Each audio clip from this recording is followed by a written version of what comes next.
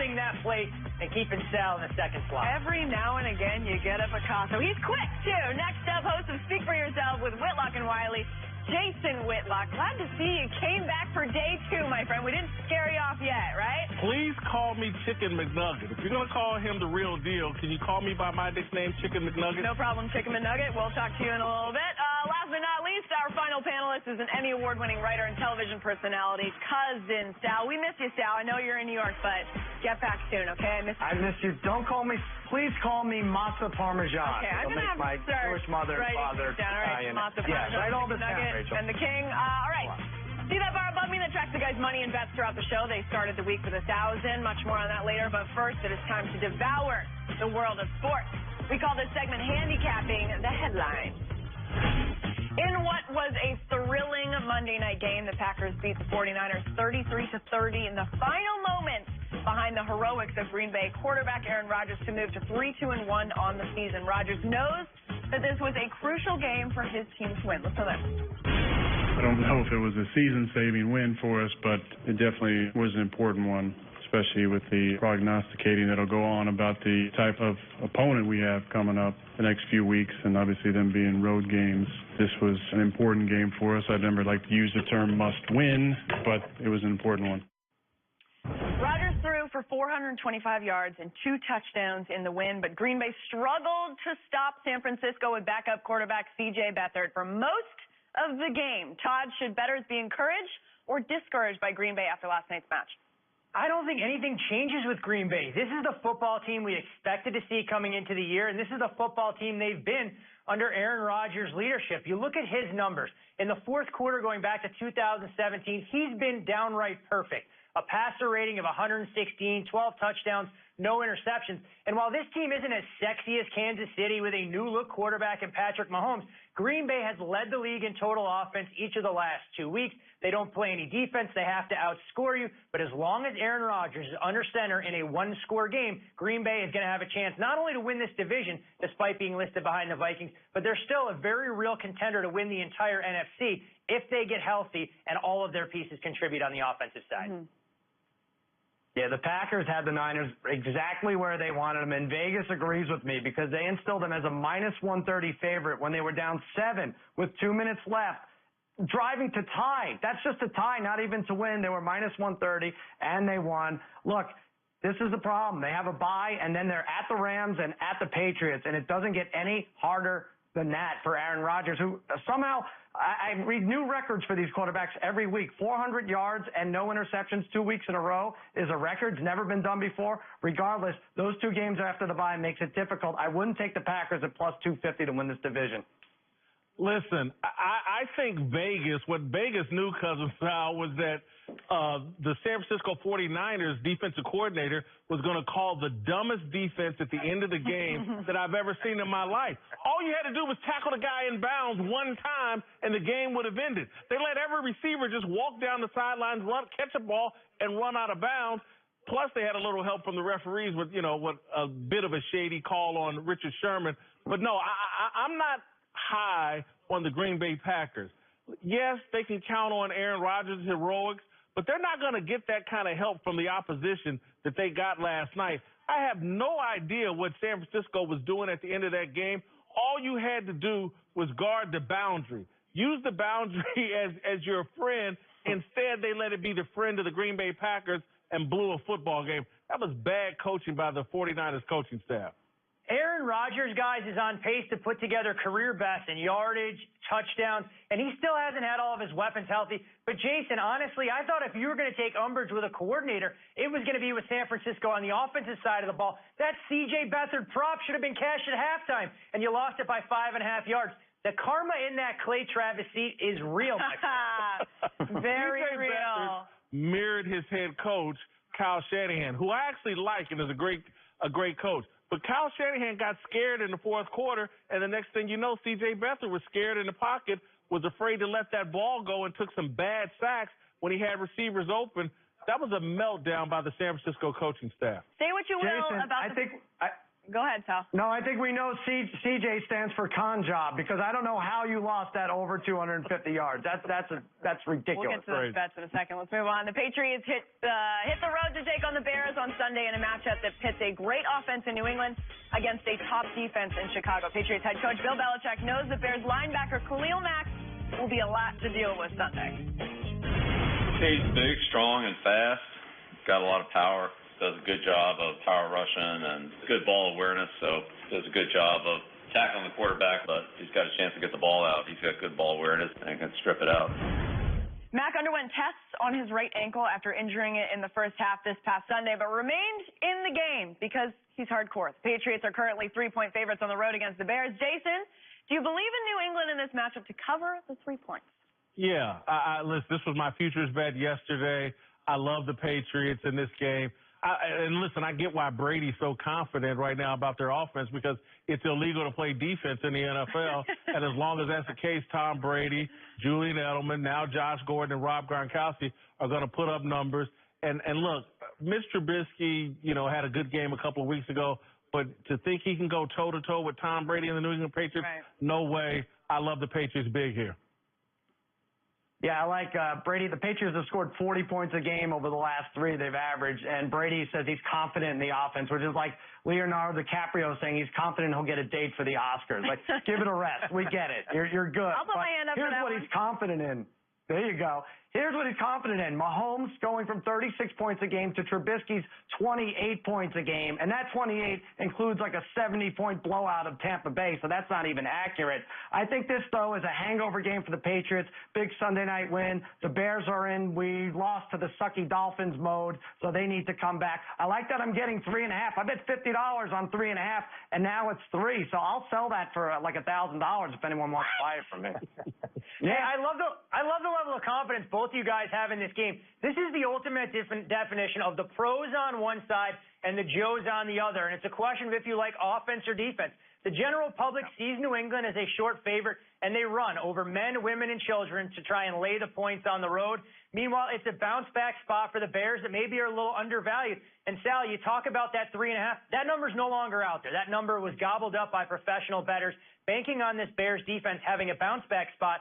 But, Jason, I actually may lean with you in this particular instance because offense rules the day in 2018 in the NFL. And do you have any confidence whatsoever that if the Bears were to get down 2 scores, Mitchell Trubisky can lead them back from the depths of despair? I just want to know if Andy Reid's handing off his game plan to his former offensive coordinator, Matt Nagy, because he needs all the help he can get from the Bears to saddle the Patriots. Todd, pipe down. Todd's ready to talk like Clay. That was like 5 minutes long. What's happening? He just made 10 different points. At one point, he was like, the public's a bunch of idiots. They're all piling on the Patriots.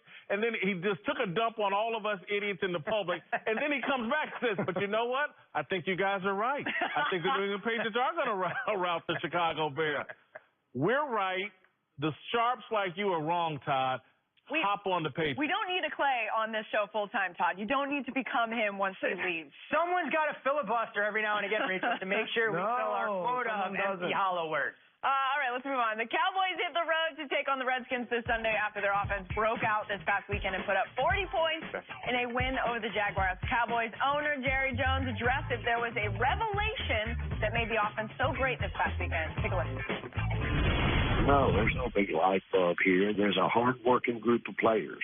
There's a talented group of players on this team. And you get that right balance between the run, honoring of the quarterback and the keepers that can do. Zeke's powerful influence on what defensive has to do. And it comes together, and there you go. You've got an offense that's gelling. And even a really top defense is compromised. He should be like the new voice of God in any and all movies that he wants to be in. The Cowboys are a 1.5-point road dog this weekend in Washington. Sal, can the Cowboys offense be a difference maker in this matchup? Well, first of all, I want to say Rachel sent me a very funny video of her pretending to be Jerry Jones, berating me. It was a little of both, but you're berating me for criticizing the Cowboys. We were putting together a fund for her lobotomy. Let's really raise a lot of money for this. And let's raise some money for Dak Prescott, who's having trouble on the road. 2 touchdowns, 4 interceptions, 67 passer rating. What's the big deal about being on the road as a Cowboy? You look up in the stands, and 40% of everybody's wearing a Cowboys jersey. Get it together here. I do think I think the Redskins play with a little chip on their shoulder. They've lost the last 4 in this series. They've given up 20 points or less in 4 of the last 5. I'm going to say this is a bad spot for the Cowboys because I keep saying that, and they win. So this is truly a really bad spot for the Cowboys.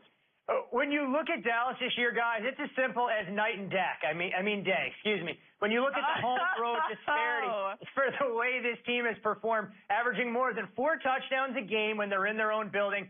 And like Sal said, they bring all their fans on the road. They just leave their offense at home, averaging less than 2 touchdowns per. The Redskins' defense is actually better than advertised. I mean, this is a team that's given up 21 points or less in 4 out of its 5 games so far this season. This is going to be an ugly NFC East football game. First team to 20 wins.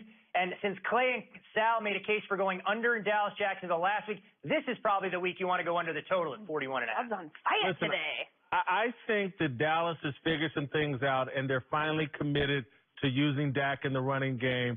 And I think that's a smart play. And I think their defense moving forward, their offense moving forward will have an identity. I think it's going to work. Plus, I think the Redskins are a little bit high on themselves. Josh Norman had an interception, caused a fumble last week. I think he comes crashing back down to earth. I think the Redskins defense comes back crashing down to earth. And the Cowboys score 27, 28 points and take care of the Redskins this weekend. All right. There are 2 huge games in the baseball playoffs tonight as the Red Sox and the Astros ALCS shifts to Houston all square at 1, while the Brewers have a 2-1 lead over the Dodgers in the NLCS pot. What are the best bets tonight in these matchups?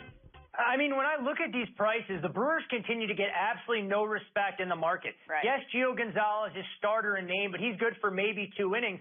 The Brewers have to be thrilled. They get out of Dodger Stadium in Game 3 with a 4-0 victory. They only have to use Josh Hader for 2/3 of an inning, which means he's going to be available tonight. Corey Knebel came in yesterday, and he was absolutely nails after Julius Chassin's soft tossing. I'm shocked the Dodgers continue to get this respect in the market. They haven't shown, at least to me, to be that much better. And when you look at the American League games set to start in just a few minutes, it feels like a coin flip. Nathan Eovaldi has been great against the Yankees. Not quite sure what he'll bring against the Astros. I really have no idea who wins Game 3 in the AL.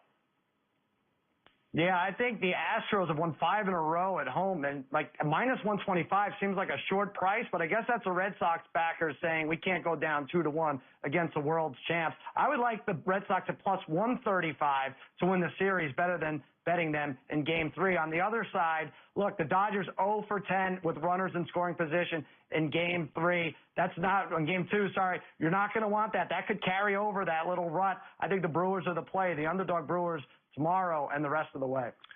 Totally disagree with Sal. Rich Hill taking the mound for the Dodgers tonight. Dodgers 5-1 in Rich Hill's last 6 starts in the postseason. I love Rich Hill and the Dodgers tonight. I feel good about the Astros tonight, but not nearly as strong as I do about Rich Hill and the Dodgers. I told you guys yesterday Walker Buehler would be terrific for the Brewers, and I was right. I'm right about Rich Hill tonight. Buehler. He was terrific, but Walker Buehler needed a bat in his hands to help that Dodgers offense, Jason.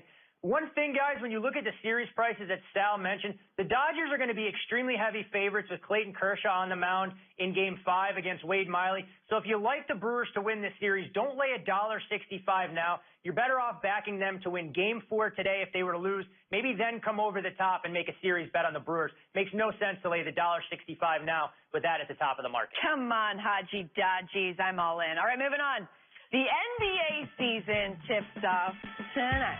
Hey, and you all know that the big story of the offseason is LeBron James joining the Lakers. LeBron is the co-favorite to win NBA MVP along with James Harden. Sal, who should you put your money on to win Most Valuable Player? This is a weird year because typically it's the top seeds that are in contention for MVP, players on the top seeds. So you'd have LeBron from the Cavaliers, you'd have Durant, you'd have Harden. Those guys, if they get a 1 or 2 seed, they're going to be in consideration. This year, 3 of the top 4, LeBron on the Lakers, Anthony Davis, and the Greek Freak. I like all 3 of those guys, but the problem is you're not going to get like a 4 or 5 seed in there. Westbrook was the only guy to do that in recent years because he was a highlight machine. That said, Giannis at 4-1 is my pick for MVP. He's only 24 this December. His numbers have gone up from 20 to 24 points per game and 5 to 11 rebounds. That's astounding. That's good. I like them, and I know Todd likes the team to be north of 50 wins. They'll grab a 3 seed, and Giannis wins MVP. This entire season is about Kevin Durant. Kevin Durant wants to supplant LeBron James as the greatest basketball player. Kevin Durant wants to be the focus of this entire season. That's why he said, I'm going to be transparent about my free agency. I may get out of here. He wants the attention, and he's going to back it up with great individual play. I'm not sure if his great individual play is going to be the best thing for the Warriors, because I think he's going to be a bit more selfish, but I see Kevin Durant as the MVP of the NBA this season. You know, LeBron, guys, trying to make history this year. Only 4 players have won MVP in their first year with a team. LeBron would be the 5th player to do so. And while all we talked about is LeBron James fatigue in the past with Cleveland, we know they have an easy path. Maybe he gets that extra buzz. And if the Lakers finish 4th or 5th, he can pull off a Russell Westbrook-type performance, as Sal alluded to. But what I'm taken aback with these odds, Anthony Davis and Giannis mentioned in the same breath as LeBron James and James Harden. I don't want to quite say it's a changing of the guard, but it just goes to show that superstars in smaller markets are getting their due diligence. They're getting the attention they deserve. And this is a star-studded league, so these guys are going to have the national stage plenty of time to get those highlight reel moments that are going to have them very much in the discussion despite relatively short odds. I think that there's somebody missing from this list, guy. What about Kawhi Leonard? Okay, he could be in there for us. P.S. I'd like to personally take this time to thank LeBron for leaving the East so the Raptors can finally do something. Kawhi should be on that list. Oh, she's mad. Look at her. But I'll tell you what, Jason, you better take a flyer with Curry at 16-1 if you're going to take Durant, because he's going to be pissed off one year. Chewing on that mouth guard is not going to be enough. He's going to want that MVP trophy. He might play hard this year. He ain't getting it. All right, guys, good stuff. When we come back to Lock It In, 9 bets, 3 men who are not identical twins, and only 1 me. Stick around.